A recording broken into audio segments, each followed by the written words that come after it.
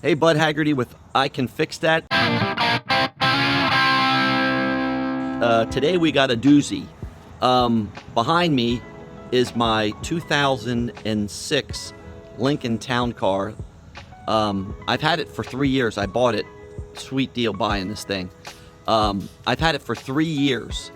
The day I bought it, which was an unbelievable day, I was the first one there to get it. $4,300. The reason the woman that sold it to me was discounting it because the air conditioning didn't work. So I looked at it and I could tell the AC compressor wasn't going on. So I still bought it thinking, hey, it's going to be $1,000 tops to fix it.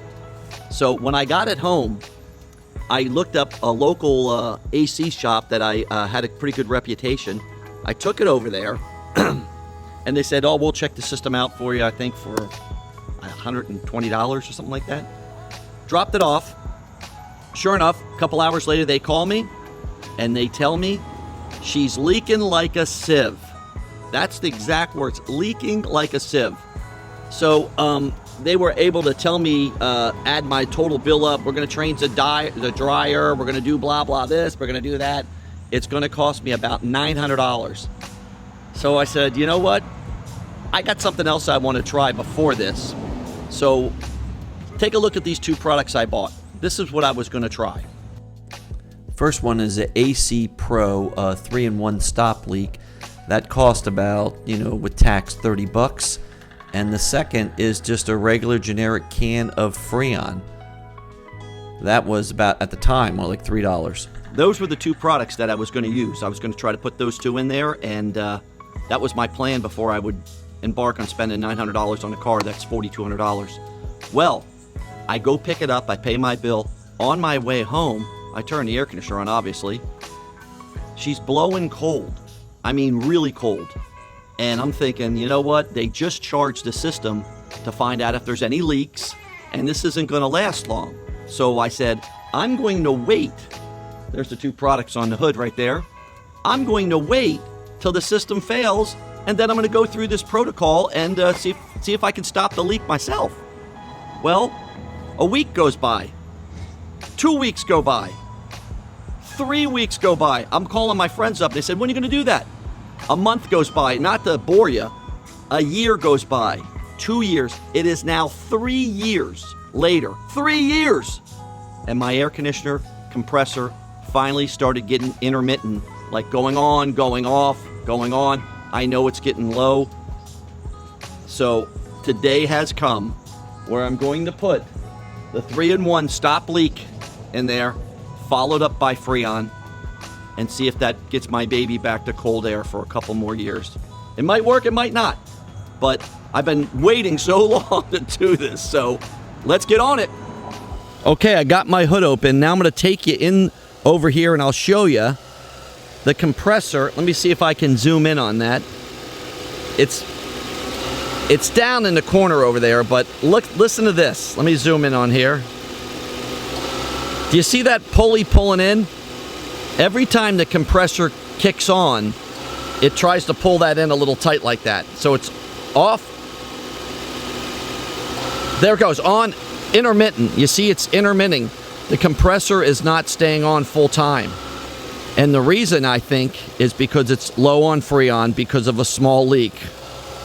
According to them, leaking like a sieve. So let me see if I can get over here and get down to see it any better. Okay, you can see it a little better here. Watch, it'll try to spin. It'll spin for a second and stop. Spin for a second and stop.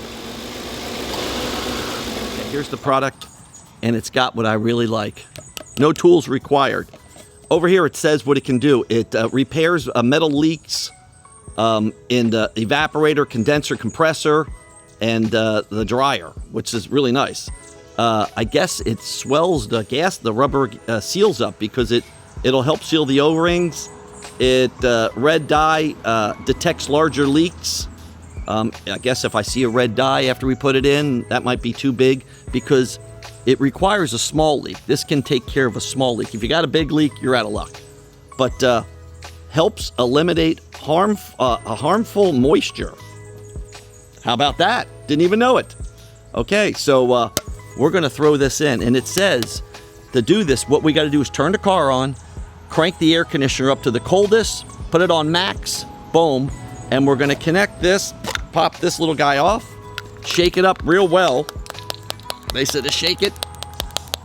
We'll shake it up even more than that, but there was a cap. When I shook it, it flew off. So there is our yellow cap. I'll connect this to where it belongs on the unit, and says do it horizontal and get all this stuff out of here. Once we get all this out of here, immediately throw this in there, your Freon, and fill it up to where there's a good level. I'm not sure how to do that, but I do have a gauge right here. I bought this. It's reusable. Says it right there, reusable. I've used this before on other cars. And here's my refrigerant. By the way, this was like $2-3 a couple years ago. Now it's $9-10. I just think I paid $10 for it. Anyways, here's my reusable deal here. This will screw right on here, and I'm sorry, right on here. This will screw right on here, and I got a gauge, and I'll put as much till I get this in the lovely green zone, and hopefully we'll be back in business, cruising down the road in cool air. But we'll see. So let's go. Okay, on the Lincoln, I got a cap here for the HVAC, and I got one over here. These are the two spots where the HVAC is, and they really make it nice. They make it idiot-proof. I'll show you what I mean. This cap is the wrong one, and this will not fit on there. It won't even fit on there, so you can't mess up on the high side, low side pressure, whatever that is. Again, I'm not an HVAC guy, but it's this guy because it fits. Okay, I'm just about ready to start the car.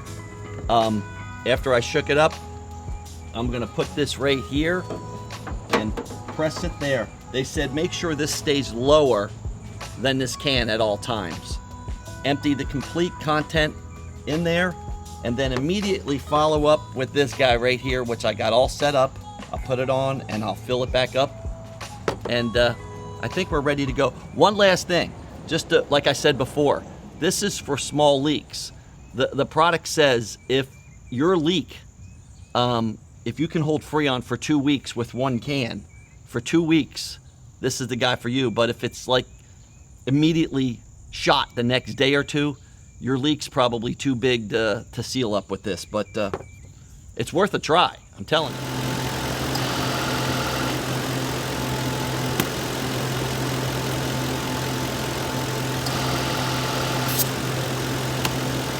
It locks on there, nice.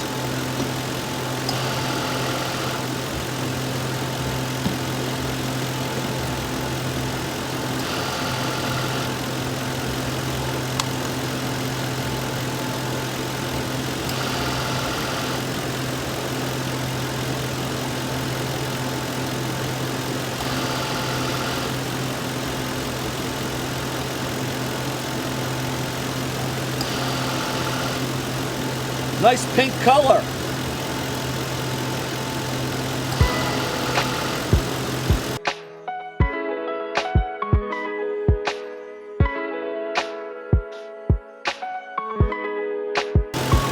I think that's it. All right. Now I'm immediately going with the Freon.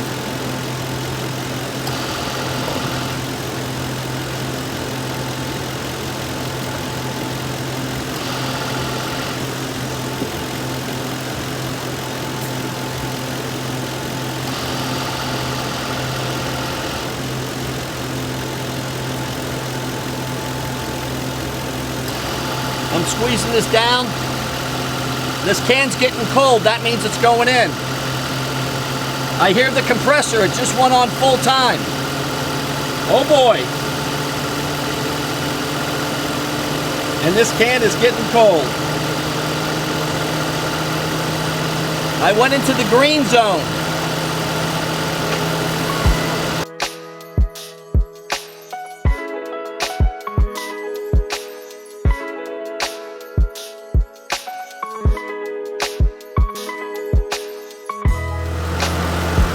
I think that's it.